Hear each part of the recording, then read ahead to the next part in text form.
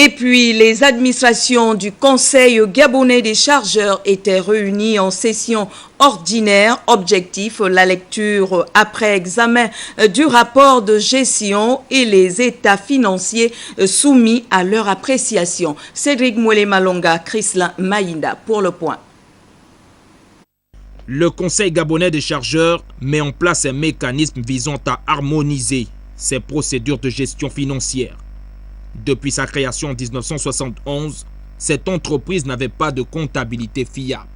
Le souci essentiel pour tout ceci, c'est le souci de la bonne gouvernance, qui va effectivement parallèlement avec la bonne gestion. Nous avons fait appel à des experts qui sont reconnus sur la place, à savoir Price, à savoir Deloitte, pour essayer de reconstituer et d'examiner les comptes, comment nous avons pu gérer le budget qui avait été alloué en 2012.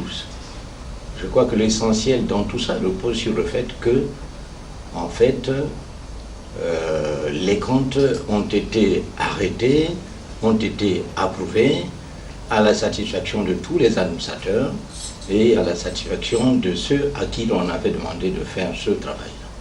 Ce nouveau mode de gestion des comptes du CGC s'arrime aux exigences de régularité et de transparence conformément aux normes OHADA. Il y avait des choses qui n'avaient pas été arrêtées de manière complètement formelle et aujourd'hui, le travail bénéfique effectivement de la direction générale nous amène à avoir aujourd'hui des outils comptables et d'analyse pour savoir exactement ce qui se passe dans la société. Donc il y avait une comptabilité, mais bon maintenant ça s'est formalisé par un arrêté comptable de la part des commissaires et puis surtout donc un regard plus constructif de la part des administrateurs.